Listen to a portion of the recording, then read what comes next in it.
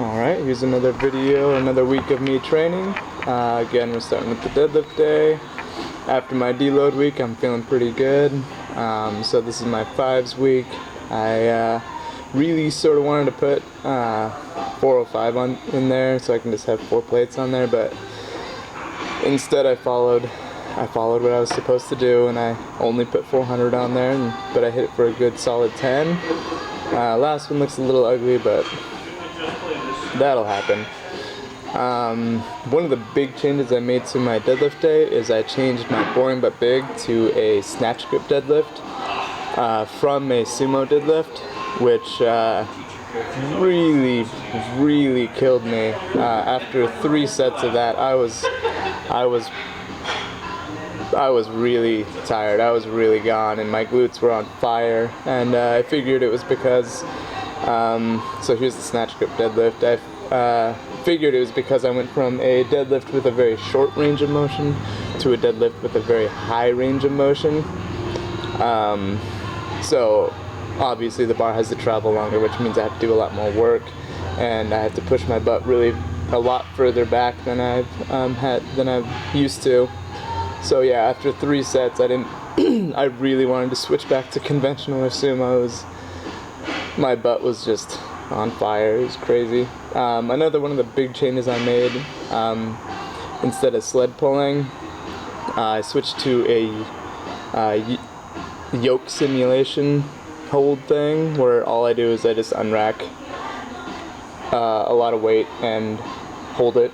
I don't really walk. In this video I'm gonna be taking some steps here and there, but right now I'm really just trying to get comfortable under the bar. Some things I can improve on the next time I do this, after watching this a couple times, is I can make sure that my hips are more locked out. I noticed I was a little, I wasn't completely extended at the hips. I can also do a better job at bracing my abs. But, you know, this is the first time I've been under that much weight in a long time. I'm sort of also using this as a way to get used to having a tremendous amount of weight on my back. So for when I take my squat max, I'll be used to having 400, 500, 600 pounds on my back. So 405 or whatever I'm going to go for won't feel that bad. So this is my bench day for my 5s week. Right when I thought my bench reps were starting to come into line to something a little more reasonable, I guess I had a really good day today, so I was able to bust out 12 on my last set, which is definitely really good. Shows that I'm making progress. I think I hit the first 5 and realized that it felt really easy. So I was able to, hit 12 on that. I didn't change anything on my boring but big set right here. I am experimenting with the heavier bands a lot more. I think by the time I got to my 4th or 5th set, I was using black band and green band, so like a heavy band and a medium band, and that was actually a good challenge. I think I'm gonna be doing that again this next week. It's a little awkward, so I need to play around with it a bit, but oh, and the other thing, this is the actual change for my boring but big. I'm supersetting it with weighted pull-ups.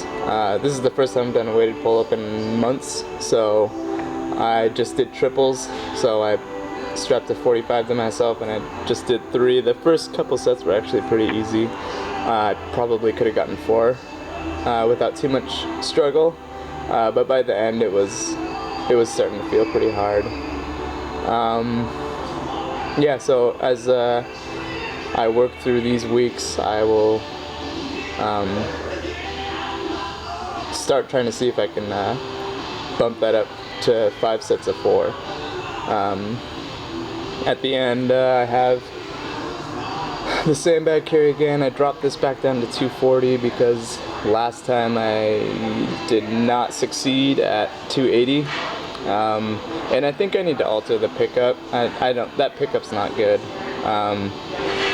because as you can see, it gets stuck on my legs. If I don't get low enough, if I get too low, then it falls out the front, and if I don't get low enough, then I'm stuck, sort of. I can't lap it properly. So I changed the position like I did last time, except this time it was far more successful, and I was able to actually hold on to it. That's how you should actually hold it. You're in a much better position. You're not blocking your chest from, you're not restricting your airway at all like this. The grip is a little harder because you can't just bear hug it and lock your fingers.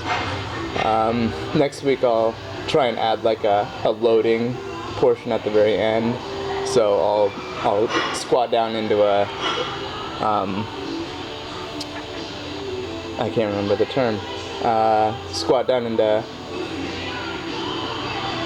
a lapping position, and then pop it up and pretend like I'm popping it up on a platform or over a bar or something. Squat day also went really well. Apparently my 5s week just went really well. Hit 3 plates for 11.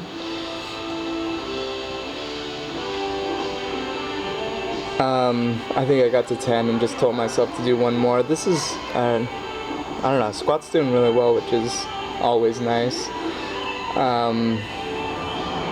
Yeah, I haven't changed much on the squat day. I think my squat days changed or remained mostly the same.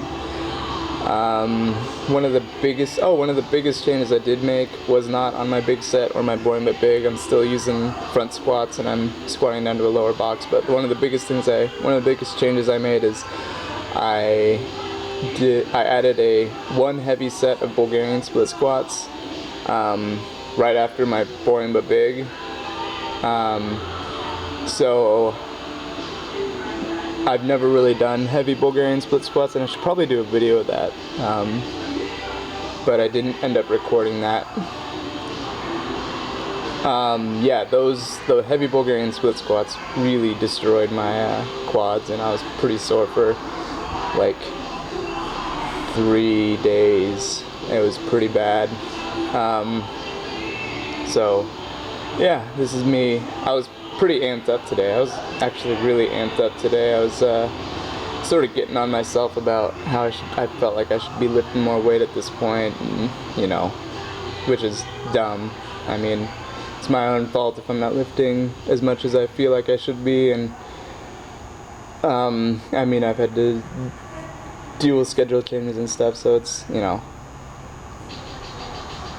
it was just this sort of like a lapse, but it got me all fired up to complete the workout. So right here on the tire flip, I was really determined to hit 12, so I was hitting it as hard as I could, and I probably had time to try for 12 and a half, but I mean, right after I felt like I was pretty close to vomiting, which does not happen like ever. It's been a long time since I've felt like that, so I had to sit down like right away.